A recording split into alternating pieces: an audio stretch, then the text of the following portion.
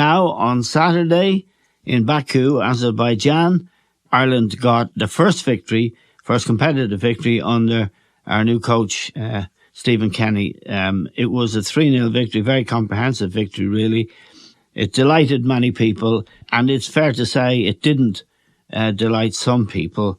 And there is a terrible, rather vicious infighting going on among certain people in the football community, but not necessarily of the football community. The fans gave Stephen and his players a standing ovation when they drew 1-1 at Serbia in the Aviva Stadium just a few weeks ago. But anyway, 300 Irish fans managed to make it to Baku, and they were pretty vocal. It was an empty stadium, and Ireland won. And we're joined now to discuss the game and Stephen Kenny's future with John Giles. John, thanks for joining us as always. I think I'm probably among the enthusiasts for Stephen Kenny and was absolutely overjoyed when they got the result they got, in the manner they got it, actually. But there's not many people around like that. Didi Hammam on RTE was shocking in his condemnation of Stephen, deeply shocking. But you watched the game. First of all, what did you think of the win? Well, it was a very good win, Eamon. It was a comprehensive win, and they were by far the better side. Got the goals early on, which hasn't been happening, to give them a start in a lot of the matches. When Callum Robinson scored two goals early on, which is, it's a long time since we've done that. Well, one of them was after 7 minutes and one was late in the first half, but the first goal was a spectacular goal. It was a really great strike, wasn't it? Oh, he hit it really well. From the angle that he was at, it didn't look like he could hit it with his left foot from there. No. It's a really, really good goal. Really good goal. So that was, we haven't got a start like that, Eamon. No, and we haven't played football. That came at the end of a bout of football, where there was interpassing between McLean, Horgan, and in the end, Callum got it. And boy, did he very little drawback on his boot. Yeah, it was an amazing shot when he's on his left foot from the angle he was at. Yeah. Well, we haven't had starts like that. I mean, if you look back on all the matches, very seldom got in front. Now, between the two goals, John, in the first half, we didn't play well, I didn't think. Not particularly, Eamon. No, we didn't play well. We got a break as well with the second goal. I thought the goalkeeper was terrible. Well, they took a deflection. I know, but he was crawling across the blooming goal line. But I don't think he's a good goalkeeper anyway. But that's their business. It was 2-up at half time, and it's a while since we've been 2-up at half time. He had to take Horgan off. He was playing poorly, and he made that change, and I think that was forced on him. And he put Jamie McGrath on, who I think is a very good player. He's playing at St Mirren. I've only seen two or three looks at him, but he's a really good player. He's a midfield player, gets about and scores a goal. But that was a substitution that was forced upon him. Anyway, the second half, John, I thought Ireland dominated. They could have scored 5 or 6 goals. Yeah, they could have won well in the finish. I mean, once you get the 2-up and the confidence comes back into the team, obviously, and they're not the best team in the world. Anyway, but they took advantage of it and got the goal near the end. But once they got the second goal, Eamon, it gives puts the confidence into the players to believe in themselves and have something to hang on to if they have to hang on. Yeah. So it was a comprehensive win and a good win, and hopefully good for the future. Now, I was speaking to you yesterday, and I was thrilled because I see the task that faces Stephen Kenny as completely rebuilding from the ground. He had no team. He inherited nothing. And then, say David McGoldrick retired from international football. And even on Saturday in the last couple of games, actually, haven't had Seamus Coleman. Jason Knight and Adam Ida both got a fever on the plane when they got off the plane in Baku. Adam Ida tried to play, lasted 45 minutes or so. Jason Knight couldn't even get on the plane. He's had incredibly bad luck in all kinds of ways with injuries. Aaron Connolly was injured when he might have played, when he was playing well last year.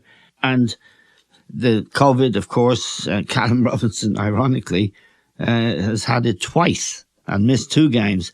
So I see the project as him rebuilding Irish soccer from scratch and doing work that others didn't do. For example, Callum Robinson is 26, John. Where was he? I think he played a few times. He's played 20. He's got 20 caps. But he's never had a run in the team. I don't know whether we had different players up front at different times. Yeah. But I can't remember him being outstanding in any of the games. I mean, he scored 2 goals on the weekend. And he's been scoring goals for West Brom, hasn't he? I don't know about that, Eamon. Okay. Not so sure about that. I don't know if he hasn't been regular in the team, I don't think. I don't think so, anyway. Now, John, the campaign to get rid of Stephen Kenny has been up and running for a very long time, and there are some notable names supporting it. He's played 13 competitive games, and they have to make a decision, I suppose, after the Portugal and Luxembourg games. Play Luxembourg next, and then we finish off with Portugal. The decision of whether or not he gets a new contract and continues to work with these young players, nearly all of whom he's introduced to the team. For example, Gavin Bazunu, the goalkeeper, we didn't know anything about. Andrew Obama-Bdelli, we didn't know anything about. And the young lad who came on at the end, Chidozie Ogbeni, he's Cork. He scored the third goal. He's playing in lower leagues, these players. He's playing for Rotherham. So the question arises about Stephen Kenny's performance and what he's done so far. Where are you on that? Well, I don't think it's been a great performance, Eamon. I understand what you're saying about bringing the young players in. But we played teams with it all comes back to results, Eamon, when you're doing it. And we've won 2 matches, 1 competitive match in 17. Yeah. And we haven't played. I mean, we've beaten by Finland twice, home and away, beaten by Luxembourg in Dublin. This is, I think you have to be winning those matches while you're building. I'm talking from now the people who want to get rid of Stephen. I have never said I wanted to get rid of Stephen, by the way. I said after the last match, when we were coming into the 4 matches, at least give him that time to see what we can do in that particular time. But it is a results game, Eamon, and the results haven't been good. A lot of the performances haven't been good. I remember you telling me once about your first games, your early games when you went to be a coach for the first time at West Brom. How did they go? Not very well. Right. They weren't as bad as that, though, Eamon. No, hold on. No, I mean we didn't go very well, but we were winning a few matches. It wasn't going well. It wasn't. We weren't winning as well as I wanted it to go. Well, definitely not. But it wasn't. We didn't go like 6 matches unbeaten or 7 matches unbeaten. We won a couple of matches, but it wasn't as good as I wanted it to be. The point about international, and you know this because you've managed the Irish team and managed them successfully for 7 years, is you only have the players for very limited amounts of time. So a club manager, I mean, Stephen's had 13 competitive games. I think he's had 3 or 4 other games. So he hasn't seen much of the players, but he's never had a full squad to pick from. Most players retired. John Walters retired. David McGoldrick retired. And he hasn't really got Seamus Coleman, Shane Duffy are the experienced players. John Egan is a good player and, captained the team at the weekend on Saturday and did really well. Jeff Hendrick, I thought, worked himself as hard as he could. But Stevens had to introduce players like Obama-Bdelli and, say, Josh Cullen. He's had to work with players that we didn't know. I didn't know anything about Adam Ida. He's at Norwich. He's 19. And he's played really well when he's got a chance to play, although Saturday he was handicapped and had to come off early with a fever. Now, this is difficult, isn't it? When you're trying to build with young players. When you were manager of the Irish team, for example, you were able to call on Liam Brady when you give him his debut. Yeah. And Don Givens? Don Givens was in the team. Was he? Yeah. Oh, yeah, we had a lot of good experienced players. Yeah. But so can you tell me of any Irish manager that's had to deal with the circumstances that Stephen Kenny's had to deal with in terms of the complete absence of experienced players? I think Stephen has, I don't want to be hard on the players, Eamon, but I think it's the least good players that we've had for a long time. And experience is huge anyway, leaving aside. Well, it is, but he hasn't had the players that Jack had, some of the players I had. I think that it's. I don't want to be too hard on these, like, to say it's the worst group of players we've had for a long time. Well, There's no doubt about that. I said that after the last match, and I kind of regretted having to say it, but I don't like saying it. I've changed my tune. I think some of these players are really, really promising. But he's been in the job. Look, it's a results game. I think Stephen hasn't done a good job since he's come in. Now, I've never advocated getting rid of him at all. And in fact, I met Stephen before he got the job. I think he's a nice lad. I want him to do well. So I wouldn't be part of the band that wants to get rid of him. But you'd have to look at it. You'd have to look at the reality of it. The results haven't been good, Eamon. I know he's building a team, but even with the team he's building, like if you look at home and away against Finland, beaten by Luxembourg and Dublin, these are all results that you can win along the way. Yeah, but you know what I mean? I'm not. When Jack when you're building, but you should be winning matches against these particular teams along the way, which would make it easier for himself. But he's only been in the job 13 months. Eamon, we've had 17 matches. It doesn't matter how long he's been in it. We have 17 matches. Results haven't been good. But I hope they do give him another contract. But if you look at the results situation and the job that he's done, I don't think he's done a good job so far. What was the job when he took it up? This is probably where most people are in trouble because their assessment of his task differs. My assessment of his task is one thing. What's your assessment of his task? Okay, the assessment was always going to be difficult. But if you go back to Stephen's time from his first match, Eamon, right, from his first match, he left young Coleman out. Yeah, and played Matt Doherty instead. And like the last 4 or 5 matches before he took over, the best part of our team was the defence. We gave very, very few goals away. We didn't score many goals. Yeah. We had Coleman, you had the experienced players, Dunphy yes. Now, Stephen's first match, he left Coleman out and went to 3 at the back there. So there was a whole change in that, Eamon. Yeah. You know, so I don't think that was good. We both think that was a mistake. That was a mistake, yeah. And when he played Seamus in the back 3, which he did in Portugal, we both believed that was a mistake. Yeah. Well, the mistake there was Doherty and Coleman had played well against Portugal. And in the next match, neither of them were playing in the position that they played in. Now, I know it was an injury, but it could have been somebody in from the back. Yeah. I mean, these are all things that you have to look at, Eamon, when you're looking at the whole situation. And again, I want Stephen to do well.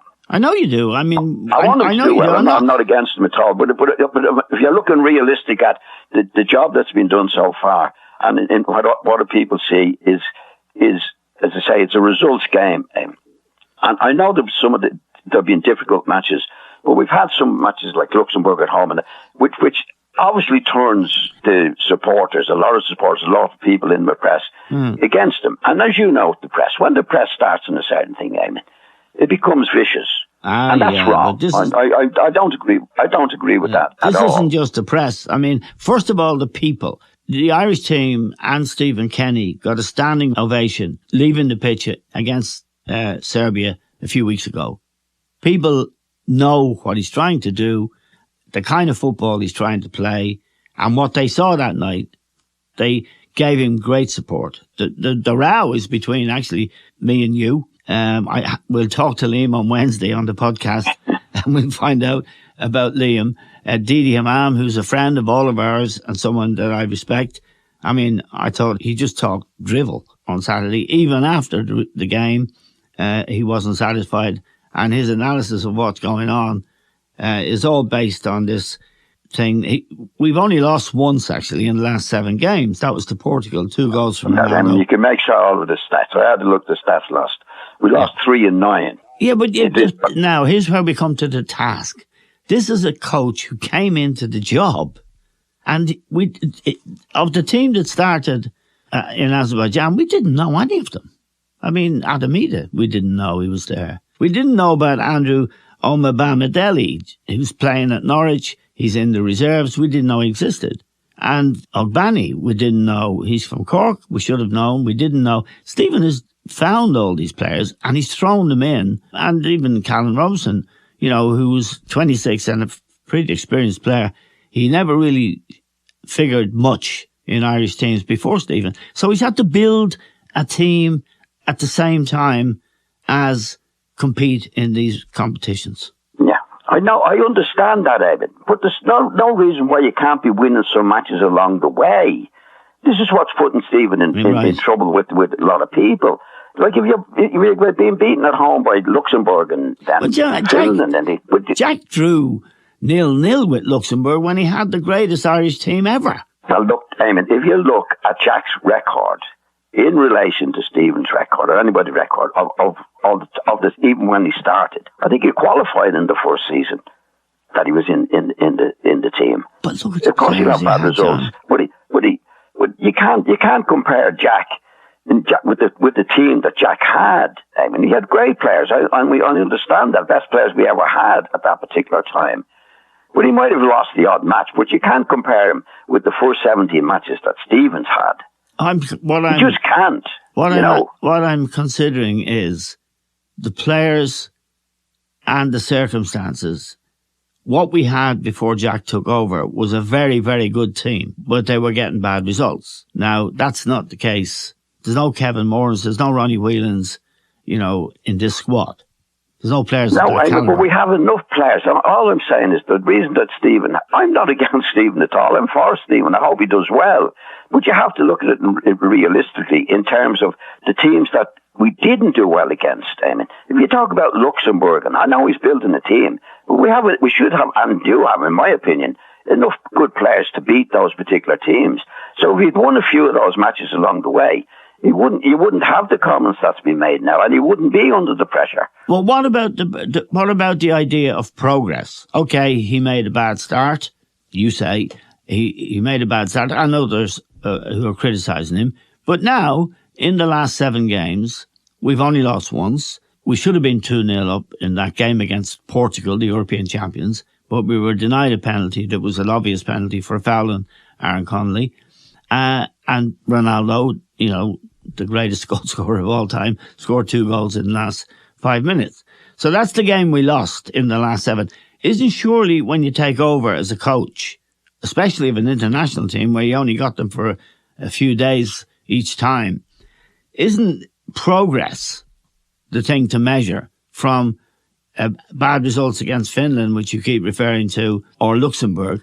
Now you've got to the progress is reflected in the 3-0 win away to Azerbaijan, which is actually the same score that Portugal beat them by very recently. And they're not bad. If you look at Azerbaijan's results, they're rarely beaten comprehensively as they were on Saturday. So I would argue that's significant progress, particularly when there were so many players, including Seamus Coleman, Jason Knight, Adam Ida, who were either sick or unavailable. Well, I think you're making a good case for it, Eamon. I mean, the results have been better in the last 7 matches. Has the team played any better in the last 7 matches? I mean, in the match that you said, the supporters, the last match in Dublin, if it hadn't been for the goalkeeper, Eamon, we'd have got it right hiding. That was the Serbia match. Serbia won the best sides in Europe. Okay. But, and hold on. There's another factor. An empty Aviva. A lot of his matches, nearly all of them, have been in empty stadiums and the home games, and there's nothing worse than that. His players have been hit by COVID. There's been an incredible sequence of injuries. Well, if you look at it overall then, I'll ask you a question. Yeah. Do you think Stephen has done a good job? I do. I think he's done an amazing job. I actually think... Okay, well then, I'm not going to argue. I don't think he's done an amazing job. He's done okay, no more than okay, but that's my opinion. And that's your opinion, it's a different opinion. If Stephen gets a new contract, and I think a lot depends on the next few games that he has, Eamon.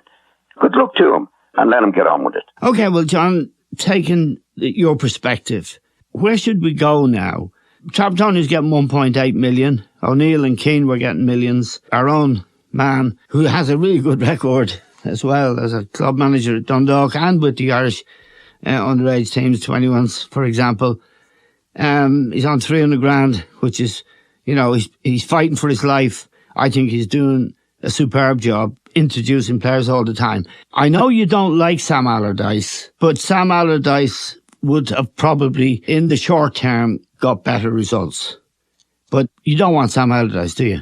Not particularly. No, and he's not the only. haven't even thought about him. No, yeah. But that's what the names that come up all the time, Yeah. But I'm not interested. I'm not interested in the general public response or the paper's response about Sam Allardyce and Stephen. I think Stephen deserved the job. Yeah. And I hope in the next couple of matches, which are important to him, that he gets the results he wants and goes on with the job. That's what I hope for. Well, the matches he's got left, John, Portugal at home and Luxembourg away. That's in the World Cup qualifiers. And then he has Qatar. Friendly match. Friendly match tomorrow night. Yeah, and after that, they're actively... Now, there was a story in the paper. The person who's going to make this decision is Packy Bonner.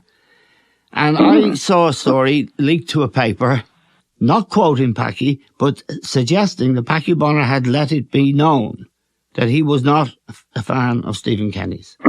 Now, what do you think of that arrangement? Well, I think I don't like it at all, Eamon. I don't think there should be anything in the paper in regards to Stephen Kenny's position. Nothing. If that is the case, if it's true, then that's bad. The two separate things. One is that, according to the Sunday Times, Packy Bonner is not a fan of Stephen Kenny's. And then there's a separate story, which we saw last week, that Packy Bonner has been put on some FAI committee and that his will be the voice that will count for most when Stephen Kenny's future is decided. Well, that's wrong. That's totally wrong. Right. If it's true, as you know, has no record in the game. Well, I mean, it's a very difficult situation here. Is it true? We don't know. A lot of things appear, and in the papers over the years that we've seen that's not true. If it's true, I think it's very, very bad, and it's a very bad way to run any association at all. Right. Really bad. That should not, if it's the case, it should not be the case. Right. I'd be very happy if you were the person with your experience and the respect the public have for you, and indeed the football community has for you, if you were making the decision. But I wouldn't like to be making the decision. I always said, Eamon, over the years, that the last thing I'd want in my life is to pick a manager to be successful. It's really, really difficult. I don't know many times over the years. I'll give you a perfect example of this situation. I remember when Ian St. John was going into management and Jack Charlton was going into management. Yeah. I thought Ian St. John would be really, really good. Yes. And I thought Jack would be no good at all. And that's perfect. It's a perfect summation. Yeah, absolutely. Right. Jack was very, very successful, and poor Ian didn't do it at all. So, and I always said, the last thing of my life depended on picking a successful manager. Yeah. I would dread it. Right. I would dread it. Yeah. So anyway, just a final thought about Stephen. To change the culture around the Irish team from the long ball game, let's call it that, that they were playing, to have to find players in Rotherham. Well, hang on a second now. To be fair to McCarthy wasn't. Mick liked to play. Yeah. But he had a very experienced squad, John, and a lot of them have left. Oh yes. No, I agree with that. I think Stephen has a difficult job, as you say, bringing the players along. Yeah. And I'd be in his corner but I think the next few results are very, very important because you have to take the overall picture. And there's been some progress, but over the 17 matches, I think had he won the matches we could have won against Luxembourg and that, we wouldn't. A lot of people wouldn't be talking the way they're talking about Stephen Kenny now.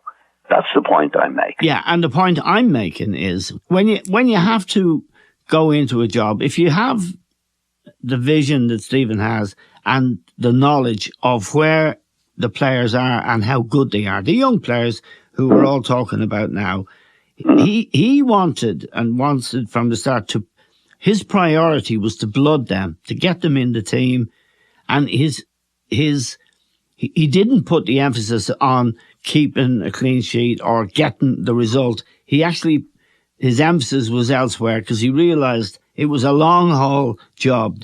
You'd have to get these young players into the side. They'd have to make their debuts, become familiar with international football, with being together as a group. So he was building from scratch to last a long time with the very youngest players he could find because he didn't have any options. I think it was a much harder job than coming in and getting results from day one. I think that's harder, what Stephen's trying to do. Yeah, it is a harder job because, as you say, he doesn't have the players that Jack had when he came in to do the job. No. But the point of the whole thing, though, I mean, when you're doing what Stephen is trying to do, and it is a results game, as we know, I think in doing it, whether it's Luxembourg and teams like that, this is for his own sake in relation to the public. Winning those matches, I think we should be winning those matches, Eamon. Yes. That keeps him going, and it gives him encouragement. In other words, I know he's starting from scratch, but if you're playing Luxembourg, Luxembourg never get out of scratch.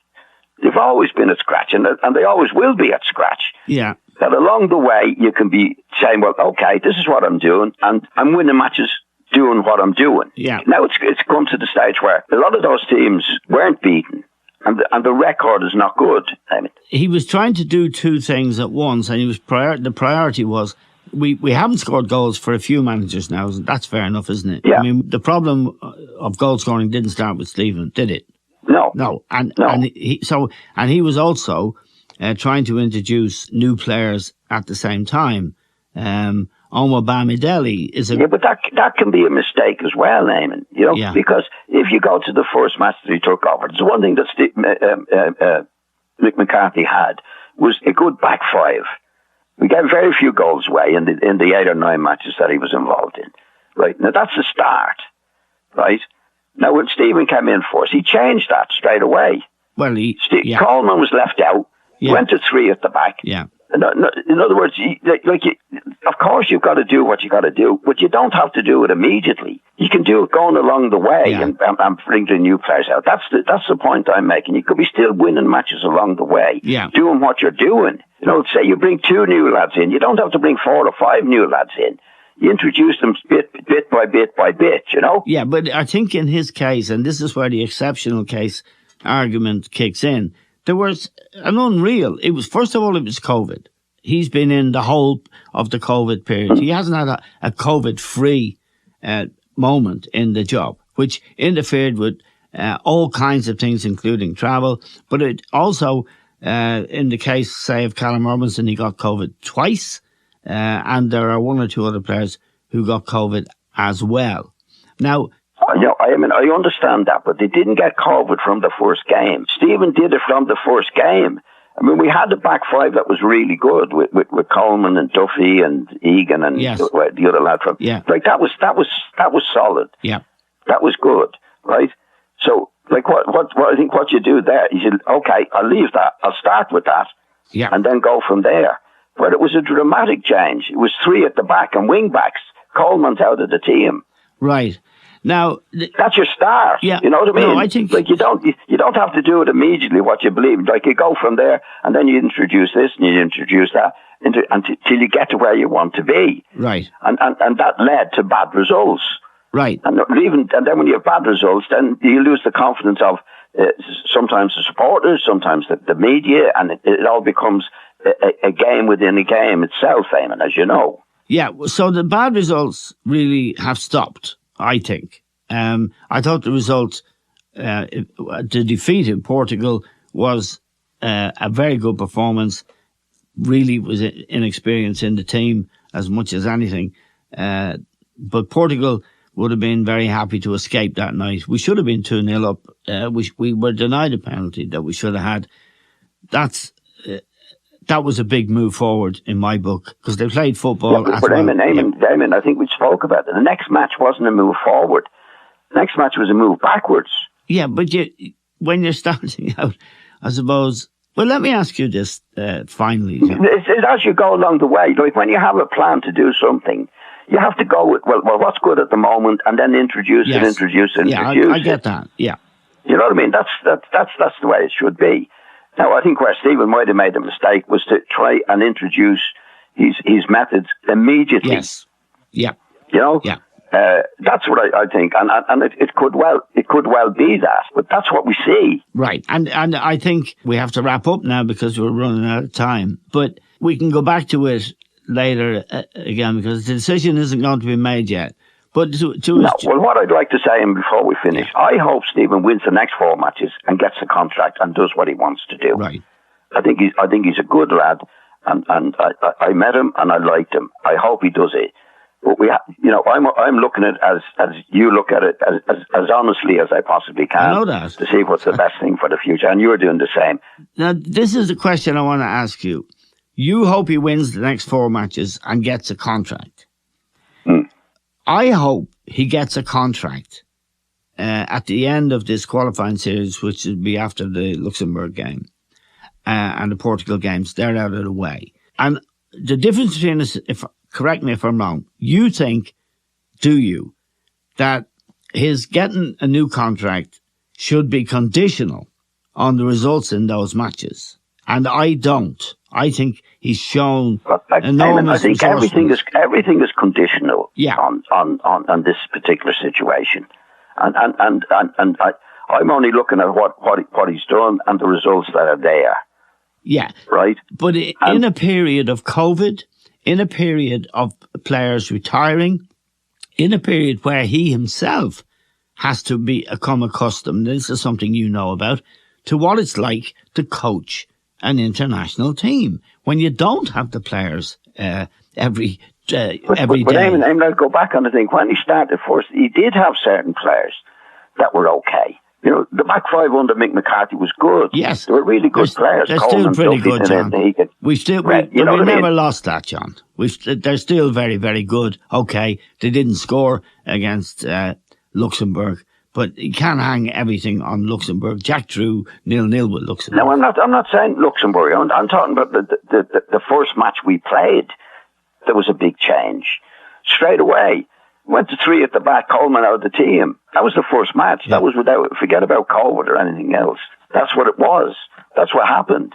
And I understand what Stephen's trying to do with the young lads is that, but I think you have to build on what you have when you start and then go from there. Right. So let me put a scenario here, and you don't have to answer this question.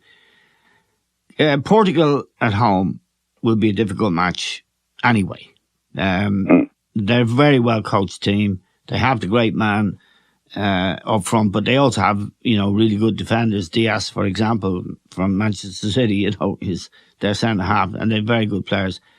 If we lose at home to Portugal and beat Luxembourg, which is away, would you give him a contract? Well, it depends how you play. Yes, okay. Do you know what I mean? Yep. Like, you could play against Portugal and get beaten, but play really, really well. You know what it's like in football. You can be unlucky on the day, but you can say, well, that's good. That's really good. And Portugal are a good team. So it gives you a sense, right? Having won the last match, okay, you might not win the next match. Are you good? Are we solid? Are we doing what we need to do? And the other question is he finding, because he's got the knowledge, outstanding young players that the other managers, including Mick McCarthy, didn't find? And Jason Eamon, only time will tell that, Eamon. Only time will tell that. And I have a worry about it, to be honest.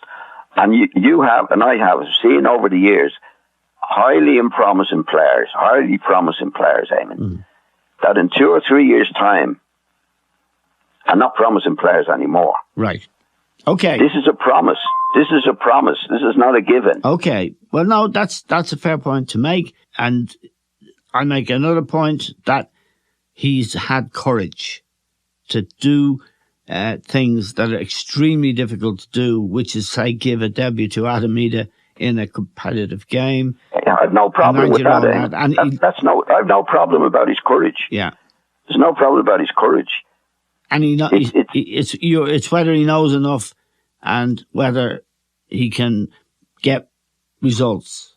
Yes. So okay, yeah. I'm putting the scenario to you. I give you my own opinion. If he loses to Portugal and beats Luxembourg Well, actually, I'd give him the contract now. So that's me done. Because I can see. That's fair enough. Now, that's fair. And if people to give him a contract, I wouldn't be against it. Right. Simon.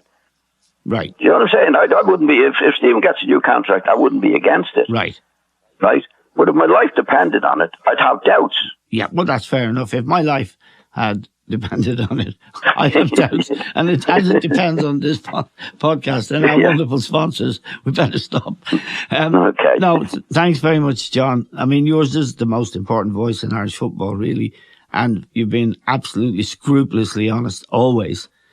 So we appreciate that, of course. And this, incidentally, for listeners, is the kind of conversation we'd have off air, except with the F words, the more language in F-bombs and all that stuff, and the personal insults that go with it. We've done our very best to get the opinion of John Giles, which is the most important thing for this podcast, and indeed in the whole Stephen Kenny debate. John's is the most, I would hope, the most influential voice. So we're very grateful to John Giles, to all of you for bearing with us and listening.